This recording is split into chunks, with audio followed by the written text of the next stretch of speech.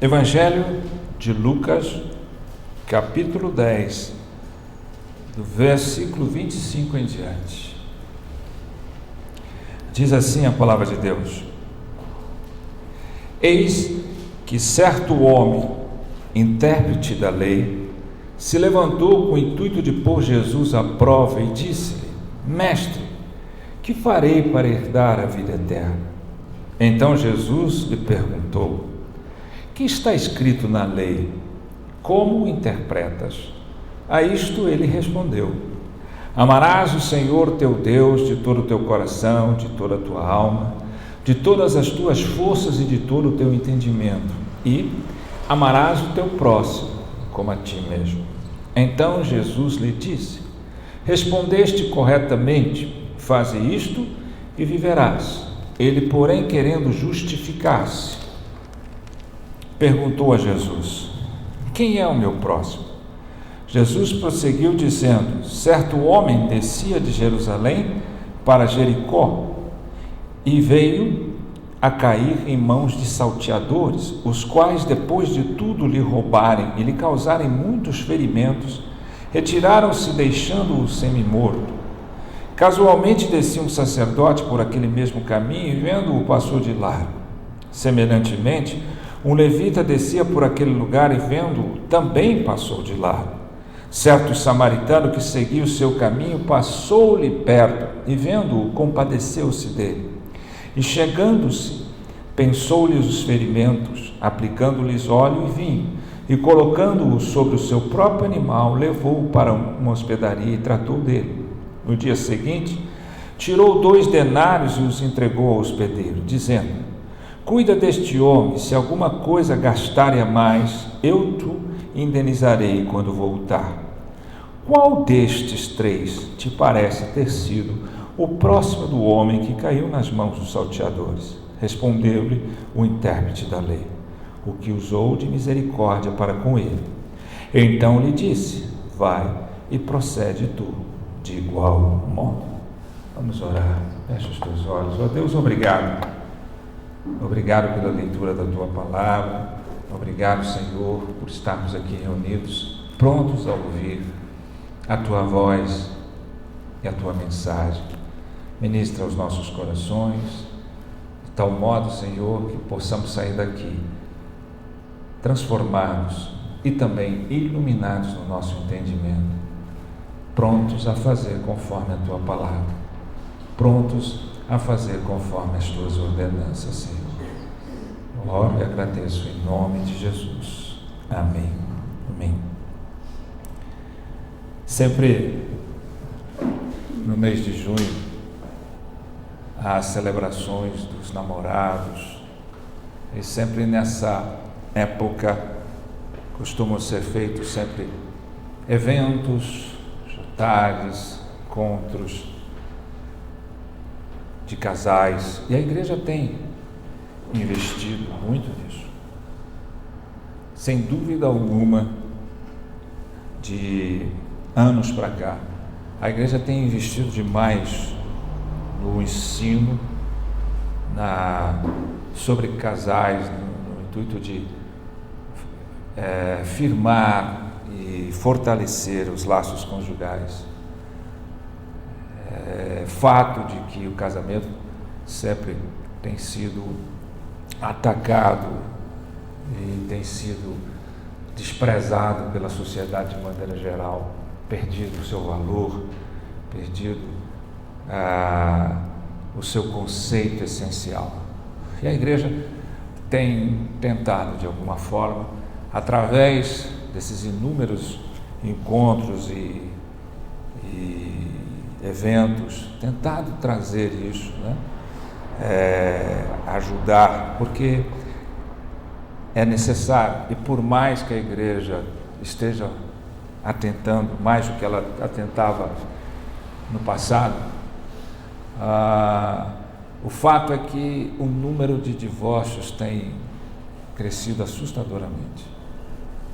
E se não bastasse o número de divórcios até dentro da própria igreja, também é nítido perceber que os casais estão vivendo bem aquém, muito aquém daquilo que poderiam ou deveriam viver. Não vivendo as promessas de Deus, a começar pelo casamento. E às vezes aqui nós temos pessoas casadas, pessoas solteiras, não é? Que ainda estão pensando em casar. Então isso serve para todas as pessoas, em todos os momentos, né? O valor do casamento, como o casamento tem que ser o centro de uma família saudável. E muitas vezes nós estamos vendo a degradação, o declínio disso tudo, né? Do casamento. Isso é inaceitável para aquele que vive as promessas de Deus e confia nas promessas de Deus. O amor não acaba, o amor esfria, e tudo que esfria pode ser esquentado, pode ser transformado por Deus, né?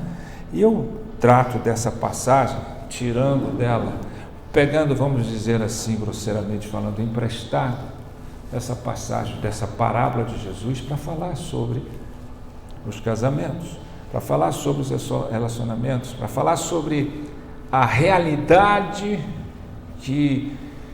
em que muitos dos casais vivem hoje em dia. Ele começa falando aqui sobre os mandamentos, essa passagem, quando o intérprete da lei pergunta sobre o reino dos céus, o que ele faz, o que ele tem que fazer para herdar a vida eterna, né? E é claro, tentando pegar Jesus, né? E Jesus já dá a resposta a ele, falando sobre os mandamentos, né? Quais os maiores mandamentos? E ele responde, resumidamente, as tábulas dos 10 mandamentos, que é amar a Deus sobre todas as coisas, né? Toda a tua força, entendimento, todo o teu coração, que são a primeira tábua que contém os 4 primeiros mandamentos, que é em relação a Deus. E aí também ele responde a segunda, que é: e amarás ao próximo como a si mesmo, que corresponde à segunda tábua dos 10 mandamentos, que é a relação com o próximo, com o homem. Então você tem a primeira relação com Deus e depois o cumprimento dos outros 6 mandamentos com relação ao próximo. É assim que se define os 10 mandamentos do Senhor, né? No amor. Então nós precisamos entender isso, pegando emprestado. O que eu faço para ter um casamento de verdade? É necessário? É possível? Claro que é. Se é possível Deus transformar os nossos corações, como não nos dar uma vida compatível com aquilo que Deus fala? É inaceitável, inadmissível que nós não tenhamos uma relação à altura, minimamente à altura dos princípios de Deus. Então, começando pelo amor, né? Quando se fala de casamento, se fala de amor. Primeiramente, né? Você não pode amar o próximo, não amar a Deus acima de tudo. É por isso, na tentativa de amar com o nosso amor, nós somos incompetentes, falhos, frágeis, volúveis. Agora, quando o amor de Deus está acima de tudo, este amor me abastece para cumprir o amor ao próximo. Eu não posso cumprir esse segundo mandamento se não tiver o primeiro. É engraçado porque quem que seria o mais próximo das nossas vidas e deveria ser? Excetuando Deus, o nosso cônjuge. Ele deveria ser a pessoa mais próxima da nossa vida. E talvez nós estejamos vivendo como essa pergunta que tentou pegar Jesus, o intérprete da lei tentou pegar Jesus: quem é meu próximo? Mas talvez nós estejamos nessa confusão, né? Esquecendo quem é meu próximo. Pois Deus disse lá em Gênesis, no capítulo 2, versículo 24, 25: deixará teu pai e tua mãe, unir-se à sua mulher, os dois serão uma só carne. Isso é uma ordenança. Isso é uma ordenança de Deus. Viver uma só carne, é uma unicidade. Não é uma união entre um homem e uma mulher, é uma unicidade. Dois se transformando em um. Uma fusão em que dois viram um. Isso é o princípio de Deus para o casamento. Então você precisa entender que é isso. Agora, sempre quando eu estou aconselhando, as pessoas me perguntam, e eu faço uma pergunta para aqueles que me conhecem: por que você procura um terapeuta, um psicólogo, né? Assim, no íntimo mesmo, né? Uma resposta bem objetiva. Você procura alguém distante para ser próximo, porque o próximo está distante. Então, as terapias pessoais, ou as terapias de casais, elas são feitas porque você vai buscar alguém distante para ser próximo de você ou do seu casamento, porque o próximo que deveria estar está distante. Você já nem o reconhece mais como seu próximo. Então, como é que eu posso viver dessa forma? Como é que eu posso viver este amor? Este amor que eu cantei, que eu quero viver, que eu quero voltar a viver as primeiras obras ao primeiro amor. Como é que eu posso viver segundo os princípios de Deus? E eu tenho que buscar essa vida, eu tenho que buscar esse valor, entendendo que amor é mandamento, amor é expressão da vontade, não do sentimento. Amor é expressão da vontade, porque Deus não manda que você sinta alguma coisa ou faça de acordo com o seu sentimento. Ele diz: vá e ame. Ame, né? Ele não diz sinta, ele diz ame. Então ele está dizendo: espere, tenta, busque um sentimento. Ele diz: faça. Mandamento é uma ordem, uma ordenança, e não uma expectativa sentimental, emocional. Não estou negando que o sentimento faz parte importante disso, mas o mandamento, a obediência, o fazer traz esse sentimento.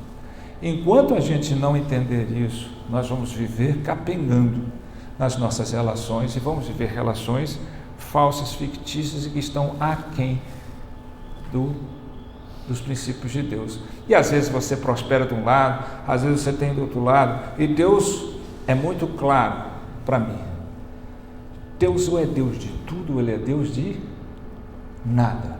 Se alguma parte da sua vida tem sido fora daquilo que Deus quer, saiba você o que Deus fala assim: eu não sou o teu Deus enquanto eu não for Deus de tudo da sua vida. Todas as áreas da sua vida precisam estar nas minhas mãos. Todas as áreas da sua vida. E agora, às vezes nessas tantas idas, tantas palestras, tantos congressos de casais, a gente vê que as pessoas tentam buscar alternativas, meios, parece que estratégias, e não são essas estratégias que vão fortalecer e sedimentar a sua relação. A única estratégia que tem é viver a palavra de Deus. É viver a palavra de Deus. Chega desse nhenhenhen, porque isso faz ficar bonzinho ali, melhora uma coisinha daqui, mas não muda e transforma a vida. Sim, o casamento é digno de honra entre todos e o leito sem mácula, assim diz a palavra de Deus. E nós devemos honrar a Deus em todas as áreas da nossa vida, principalmente no casamento, porque ele é o núcleo de uma família saudável. Passa tudo por aí. Passa tudo por aí. E nós não podemos deixar de confrontar isso. Olhando essa parábola, nós percebemos a realidade dos casais. A parábola diz que um homem vinha de Jerusalém, passando de viagem por Samaria, e ali ele caiu nas mãos de assaltantes que o pegaram, roubaram tudo deles, feriram, bateram, deixaram quase semi-morto no canto e se retiraram. Passou ali depois um sacerdote, vindo aquele homem ali, deu a volta, passou de largo e foi embora. Passou um levita, viu aquele homem também, passou de largo. Aí veio um samaritano, e aí Jesus, como sempre, pega mais firme, porque ele está confrontando mesmo aqueles intérpretes da lei, porque os samaritanos para os judeus são inimigos, são pessoas, para os judeus os samaritanos são impuros, porque eles são como uma raça híbrida, ou seja, eles, quando foram invadidos pela Síria, muitos anos antes disso, os que ficaram se relacionaram com aqueles estrangeiros e aí não misturaram e se tornaram para os judeus impuros. Hoje quase não existe mais os samaritanos na terra, são pouquíssimos, né? Mas existiu uma inimizade enorme entre eles, a não aceitação dos judeus para eles sendo impuros, aí criaram isso, e foi justamente essa figura que Jesus usou na sua metáfora. O samaritano desceu, olhou aquele homem, ele não passou de largo, ele aproximou, desceu, compadeceu-se dele, sarou as suas feridas ali, colocou ele no seu cavalo, levou ele, puxando o seu cavalo, estava de viagem, deve ter levado alguns quilômetros, 2 ele não hospedaria, passou a noite inteira cuidando dele, depois no outro dia que ele tinha que seguir viagem, porque devia ter os seus compromissos, que ele tinha largado para cuidar, mas falou, olha, ele está bem cuidado, você continua cuidando dele, está aqui 2 denários, que era um dinheiro bom, continua cuidando dele, é tudo o que precisar. Agora, se faltar mais alguma coisa, pode dar a ele tudo que ele precisar, que assim que eu voltar eu te pago. Essa foi a ação do samaritano. Nós aprendemos 3 coisas aqui, transportando para a linha do casamento. As marcas de um casamento de verdade. As marcas que irão definir que casamento você está vivendo. Primeira marca é a marca da violência. Muitos casamentos são marcados pela violência. E às vezes nós nos justificamos em relação à violência, porque achamos que violência é só violência física, ato físico, agressão física. Mas existem várias formas de violências que são talvez até mais destruidoras do que o ato físico. Porque quando um cônjuge agride fisicamente o outro, tem lei que restaura, você vai, denuncia, há uma série de coisas. Mas não há lei para violência verbal, emocional.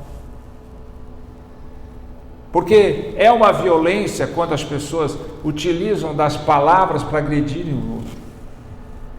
Agridem com palavras que diminuem, que desvalorizam, que machucam, que ferem a outra pessoa, né? Agridem emocionalmente, fazendo com que o outro cônjuge sempre pareça ser inferior, pareça ser uma pessoa destituída de valores, olhando só os defeitos e nunca enfatizando as qualidades. Isso é um tipo de violência, e violência terrível, que marca casamentos. Você violenta as pessoas mentindo, enganando. Você não adultera só com um ato extraconjugal. Você adultera quando você faz sair daquilo que você prometeu originalmente no encontro, no casamento, e você começa a agir totalmente contrário a isso. Você adultera quando você diminui a pessoa. Você adultera quando você fere a pessoa emocionalmente. Você rouba os seus sonhos. Você rouba a sua individualidade. Porque um casamento de verdade quebra o individualismo, mas preserva a individualidade das pessoas. Preserva a individualidade das pessoas, porque cada pessoa tem sua personalidade, tem sua característica própria, cada ser humano é único. E você querer fazer com que o seu cônjuge seja do jeito que você quer, é uma violência à sua personalidade. É um violentar da personalidade peculiar de cada um. Eu tenho que explorar, no melhor sentido da palavra, o tesouro de cada um do outro, e não esconder, menosprezar, destruir o tesouro da personalidade, da individualidade do outro. Então, há vários tipos de violência. Então, há um número excessivo de pessoas que são marcados por essa violência. Quantas pessoas estão vivendo marcadas por isso? Por violência verbal, violência emocional, até mental, né? Tem pessoas que estão doentes porque o outro fica diminuindo ele tanto que ele começa a entrar em uma rota de colisão consigo mesmo. E ele já nem mais sabe quem ele é. Fica ferido, quase semi-morto, quase um vale de ossos secos nos seus sonhos, na sua vida emocional, relacional. É sempre uma surpresa negativa, né? Porque o casamento marcado pela violência, você nunca sabe como está o outro. Um dia ele pode estar bem, mas de repente, quando você entusiasma, no outro dia ele já parte para a violência, para a agressividade. Às vezes a gente tem que aprender que uma pessoa, quando ele é nervoso, ou quando ele fica nervoso, eu faço isso porque eu estou nervoso, meus negócios estão assim, eu estava assim porque minha casa está assim, porque eu estou na TPM. Nada disso justifica. Uma pessoa que tem o Espírito de Deus, uma pessoa que encontra um nível de maturidade, de sabedoria, sabe que é nesse momento que você tem que calar, é nesse momento que você tem que fazer silêncio, é nesse momento que você tem que se travar, ao invés de gritar para fora nos ouvidos da pessoa que está mais próxima de você, que deveria receber outro tipo de tratamento e não a sua agressão. Você devia gritar para dentro. Grita para dentro de você, mesmo que você tenha razão, e depois você vai conversar. Essa seria uma maneira de você perceber que você está amadurecendo e não justificar os atos insanos e de resposta instintiva. Você não é um animal instintivo, você é um ser feito à imagem e semelhança de Deus. Esse é o primeiro fato. No segundo ponto, nós temos o casamento marcado pelo egoísmo, que é o fato de Jesus ter usado a figura de um sacerdote e de um levita, que são figuras que você tem a imagem de pessoas prestativas, de pessoas generosas, de pessoas que se compadecem com a dor do outro. Mas ele pega justamente essas pessoas, eles passam de largo, ou seja, eu já fiz a minha vida, eu não vou me preocupar, o problema é dele, eu vou embora para minha casa, agora é minha hora de descanso. O casamento muitas vezes é marcado por esse egoísmo, de pessoas de um cônjuge que não se preocupa com a dor do outro, que não sabe ouvir o outro, que não sabe se compadecer da fraqueza do outro, mas que pensa, eu já fiz o meu trabalho, eu já fiz a minha coisa, cada um se vire, né? E nós precisamos perceber de onde parte tamanho egoísmo, tamanho egocentrismo, né? Porque o amor é doador, o amor não te torna egoísta, o amor te torna um servo do outro, e não um autoritário, um egoísta, alguém que só se preocupa com seus próprios bens.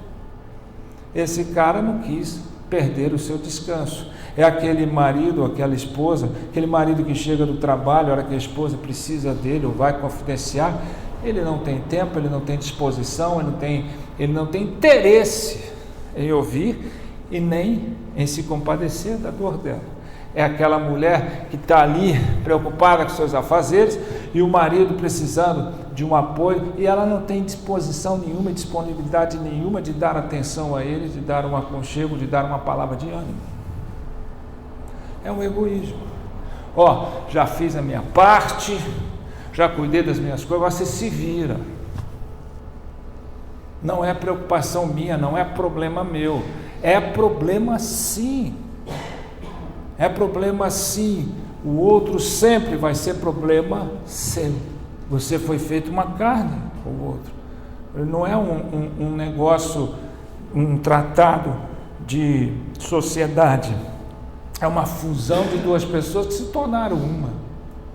E não uma confusão. Então a gente precisa perceber isso. Quantos casais têm essa marca? Quantos casamentos têm essa marca do egoísmo? Cada um por si, cada um quer o seu próprio benefício, né? É a pessoa que nós discutimos outro dia, dizendo que perfeccionismo não é de Deus. O perfeccionista é um incompetente em lidar com o diferente. O perfeccionista não ama, ele apenas quer que tudo saia de acordo com o que ele pensa, com o que ele deseja e da forma dele. Se sair diferente, ele já agride. Se sair diferente, ele já aponta erro, quando na verdade não é erro, são formas diferentes de fazer e de encarar a realidade. O perfeccionista não aceita isso. Ele quer o jeito dele. E não é de Deus, porque o amor é o vínculo da perfeição. E o perfeccionista transgride isso. O ponto que eu queira que o meu cônjuge, minha esposa, o meu esposo, faça tudo do jeito que eu quero, eu não estou amando, eu estou apenas escravizando o outro pelo meu egoísmo. Tem que ser do jeito que eu quero, tem que ser da minha forma. E aí tudo fica ruim, tudo fica ruim. E muito do que está acontecendo na fragilidade das relações é esse egoísmo, esse egocentrismo que exaspera nas pessoas. Cada um quer do seu jeito, cada um quer gritar mais alto que o outro, cada um quer se fazer de mais forte que o outro, e no fundo todos estão fracos em si mesmo, né? E nós temos por último, aproveitando, tirando daqui, o casamento que é marcado pela misericórdia, que tem a marca da misericórdia, né? Esse é o casamento que vai na perfeição e na linha do Senhor, tem a marca da misericórdia. Nós somos pessoas falhas, nós somos pessoas propensas a errar, a pecar, mas a misericórdia ela tem que estar sempre prevalecendo em nossas vidas. No casamento, o maior problema não são as nossas diferenças e divergências, não é a presença disso, mas a ausência de misericórdia. Não temos misericórdia para perdoar, não temos misericórdia para compadecer da dor do outro, não temos misericórdia para parar de fazer o que eu tenho que fazer para dar assistência ao outro, de priorizar a outra pessoa, de pensar que o mais importante na minha vida, abaixo de Deus, é a minha relação com o meu cônjuge, e não o que eu faço, o meu trabalho, os meus afazeres, as minhas agendas. Que só há algo que pode quebrar a minha agenda do dia e tem o direito de quebrar, que é a necessidade do meu próximo. O misericordioso é aquele que pega aquilo que ele tem e assiste o outro, que é capaz de sair do seu conforto para assistir o outro que precisa, que é capaz de parar uma noite inteira para cuidar do outro, que é capaz de investir nesta relação sem nenhum momento esperar nada em troca, apenas pelo privilégio de dar e pela responsabilidade de fazer. A palavra de Deus diz: bem-aventurados os misericordiosos, porque eles alcançarão misericórdia. Sabe por que nós não entendemos o valor e a grandeza da misericórdia? Porque nós não entendemos que todos nós estamos aqui pela misericórdia de Deus. Porque Deus é misericordioso. Porque se Deus não usasse da sua grande misericórdia, todos nós teríamos um único destino: o inferno. Mas, como diz a palavra de Deus em Romanos capítulo 9, Deus disse: eu usarei de misericórdia com quem eu quiser ter misericórdia, compadecer-me-ei de quem eu quiser. Então nós estamos aqui pela misericórdia de Deus. A palavra de Deus diz: as misericórdias do Senhor se renovam a cada manhã, e a causa de não sermos consumidos, destruídos, desfalecidos. Se Deus, na sua misericórdia, renova ela todos os dias para nos dar vida, nós não deveríamos usar de misericórdia? Então, muitas vezes, o que nos falta em relação a Deus é porque nós não sabemos usar da misericórdia que Ele abundantemente derrama sobre nós. No casamento, isso é essencial.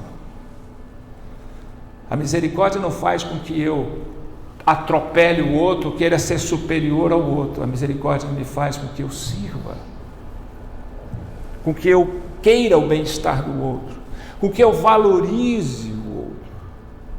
Abaixo de Deus, o meu próximo é o meu cônjuge, o meu mais próximo.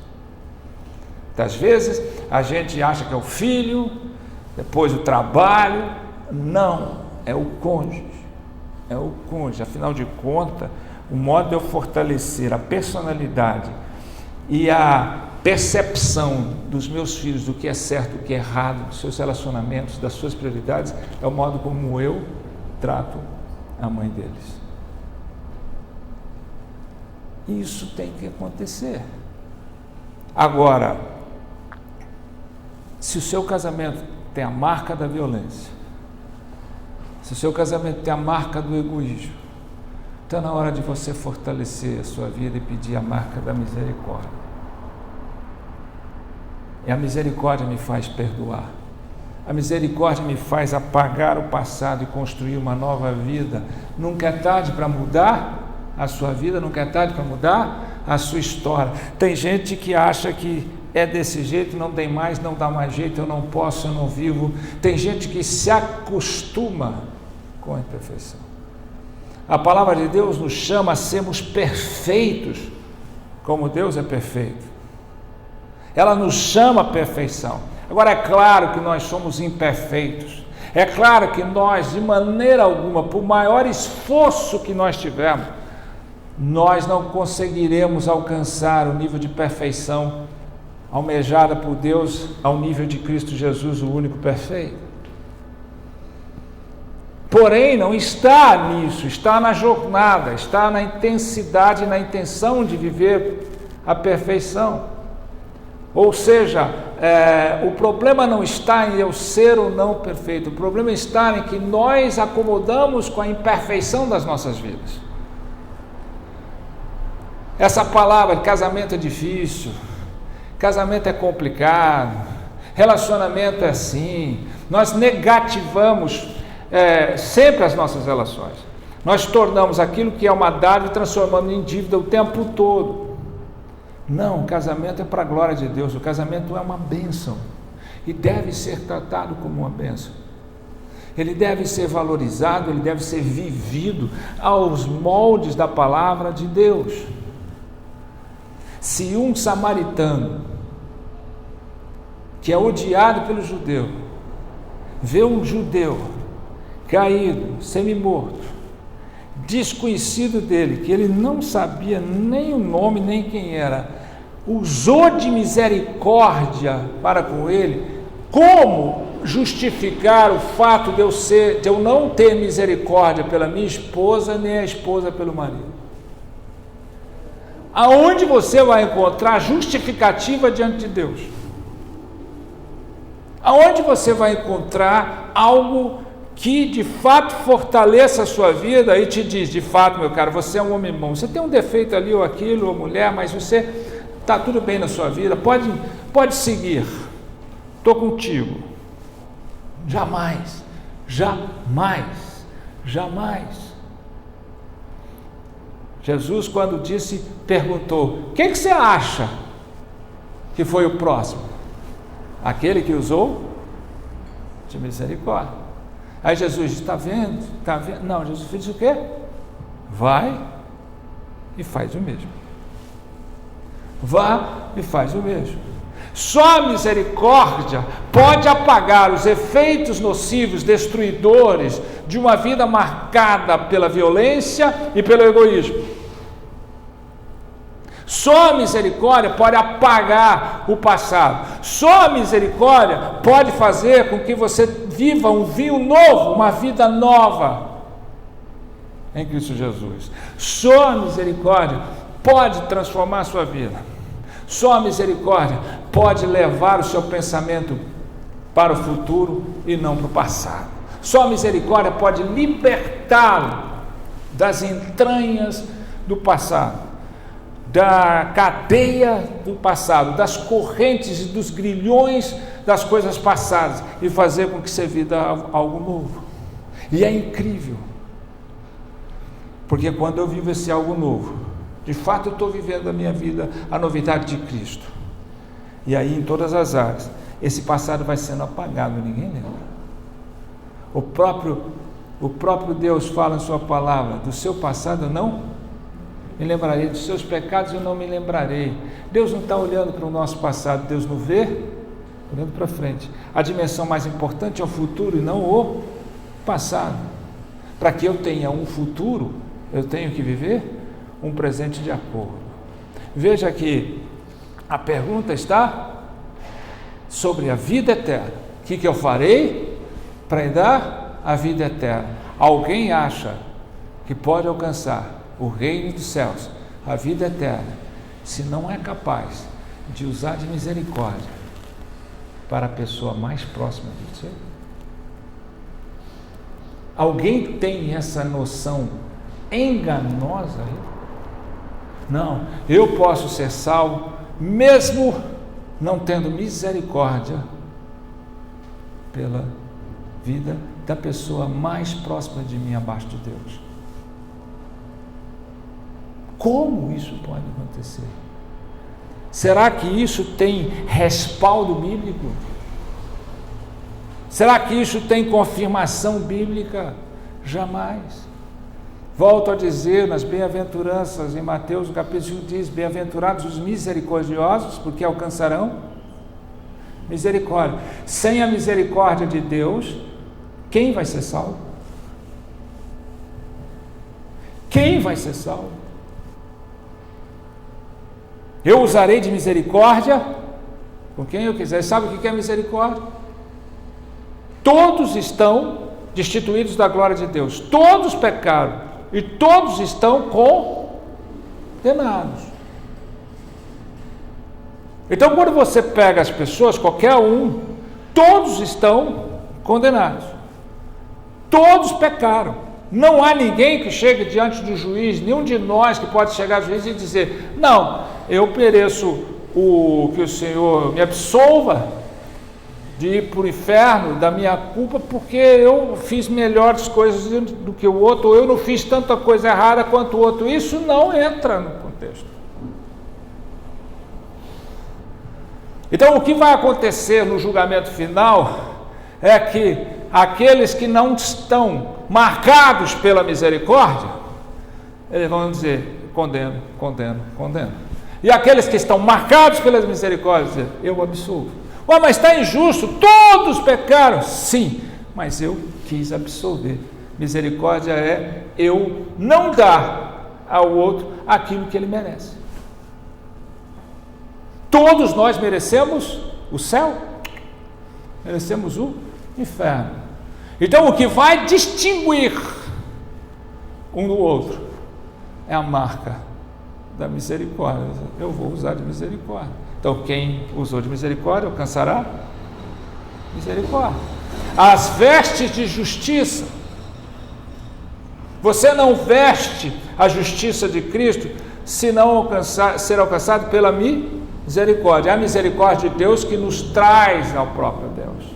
Por misericórdia, o Senhor nos trouxe a Jesus. Você não veio por intermédio de alguém, ou por intermédio de situação ou de circunstância. Você veio porque Deus lhe trouxe. Ninguém vem a mim se o Pai não trouxer. Então a misericórdia de Deus é que nos leva a Jesus. Agora você pensa assim: se nós somos frutos da misericórdia de Deus, qual a justificativa para eu não ter a marca da misericórdia na minha vida? Qual a justificativa para que eu não use de misericórdia com a pessoa mais próxima? Então não vem. Você pode inventar, você pode criar contextos, estratégias tentar, faz isso, faz aquilo, para o seu casamento ficar melhor, busca isso, busca aquilo. Na verdade, a única coisa que você tem é ter a marca da misericórdia na sua vida. É só o misericordioso é que pode parar tudo e dizer, abaixo de Deus, a pessoa mais importante é o meu cônjuge. E se eu não usar de misericórdia para ele, certamente eu terei o risco de não obter a misericórdia do Pai. Às vezes a gente se esquece que a palavra de Deus, o próprio Cristo disse, que nós devíamos perdoar os nossos devedores como fomos perdoados. Porque se nós não perdoarmos os nossos devedores, o nosso Pai que está no céu também não nos perdoará. Misericórdia também é usado perdão, é usado arrependimento. E perdão só pode ser dado para quem se arrepende verdadeiramente. Então fica esse ensinamento para a sua vida. Que marca é a sua vida? Que marca é o seu casamento? Seu casamento você vai continuar deixando viver sobre a marca da violência, a marca do egoísmo, ou você de hoje em diante vai dizer, eu quero que meu casamento seja marcado pela misericórdia. E quando eu usar de misericórdia, Deus usará de misericórdia comigo. Ou seja, se eu não tenho sentido, se eu não tenho vivido, se eu acho que não tenho isso, usa de misericórdia para você ver que a misericórdia de Deus vai colocar no seu coração amor, perdão, paz, alegria, satisfação. Você vai poder experimentar isso, você vai poder viver isso, né? Muita gente às vezes quer voltar atrás e viver o que viveu lá atrás, ou algum tempo da sua vida que se perdeu. Isso é um erro, porque se perdeu, perdeu. O passado não muda, mas você pode viver, não aquilo que você viveu, você pode viver muito mais do que aquilo que você viveu. Muito mais do que aquilo que viveu. Nunca é tarde para mudar a sua vida, para mudar a sua história. Usa de misericórdia. Marque, seja marcado pela misericórdia, porque você vai ser abastecido de misericórdia de Deus, muito mais do que você já é. E aí você vai ter, de fato, você vai dizer, as misericórdias de Deus abundam em minha vida, enche, transborda em meu ser. Em nome de Jesus, não endureça o seu coração. Não endureça o seu coração, nenhum de vocês. Coração duro do egoísmo, no sentido que só pensa no eu, que tem as suas próprias justificativas. Não faça isso. Começou com amor, e é sempre o amor, mas o amor sem verdade é hipocrisia. Tem muita gente vivendo hipocrisia, porque não quer ouvir a verdade que liberta. A verdade dói, não. O que dói é a mentira que a verdade expõe. A verdade liberta. Ou você vive a liberdade que a verdade te oferece, ou você vive a escravidão da dor, da mentira. Para evitar a dor, eu vivo escravo da mentira, mas quando eu enfrento a dor para sarar, eu vivo a liberdade da verdade. Então, tem muita gente que está com a filha, não vou não, porque vai doer. Não quero ir no médico curar porque vai doer. Isso é um absurdo, isso é uma infantilidade. Vai doer sim, para tratar dói, para curar dói, mas depois que tratar você vai viver livre dessa enfermidade, você vai viver livre para voar alto. Mas não, eu quero viver ali encolhido, escravo, na mentira, porque eu quero evitar a dor. Então, em nome de Jesus, você não pode amar ninguém nem nada neste mundo se não amar a Deus mais do que tudo. Enquanto você não aprender a amar Deus acima do seu cônjuge, dos seus filhos, de quem quer que seja, e acima da sua própria vida, você não poderá amar nem a sua vida, nem o próximo. Esse é o primeiro princípio. E se você quer amar o próximo a partir de Deus, você tem que ser marcado pela misericórdia, não pela violência ou pelo egoísmo.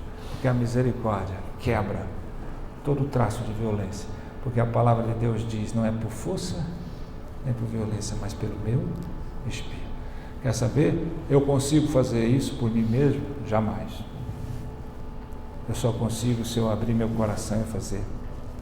Entra no meu coração. Eu lembro quando o apóstolo Paulo, lá em Atos, quando ele vai levar a palavra, levando lá para a Grécia, para onde hoje é a Síria, o Líbano, ele chega ali e os homens, tem lugares em que os homens não podem se reunir, porque havia uma lei que, para que se abrisse uma sinagoga, né, teria que ter mais de 10 homens, e não tendo, não poderia abrir.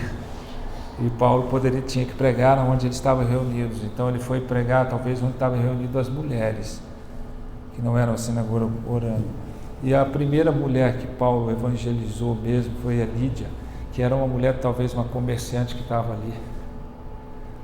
E a palavra de Deus é clara, que disse que Deus abriu o coração de Lídia para receber a palavra. Se Deus não abrir seu coração, tudo que eu falei aqui vai ser um mero discurso. Então você tem que pedir, Senhor, abre meu coração. Abre meu coração para receber a tua palavra. Porque amor não é discurso, amor é percurso. Sim, tem os seus encontros, desencontros, tudo porque somos falhos. Mas é por isso que a misericórdia tem o seu efeito.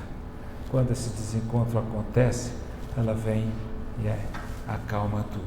Agora, ela não pode ser algo viciante, de que eu costumo fazer tudo errado, depois eu venho e peço perdão. Quase errado? Não. A misericórdia de Deus me ensina a mudar a minha vida, os meus atos. Amém? Vamos ficar de pé. Vamos orar ao Senhor.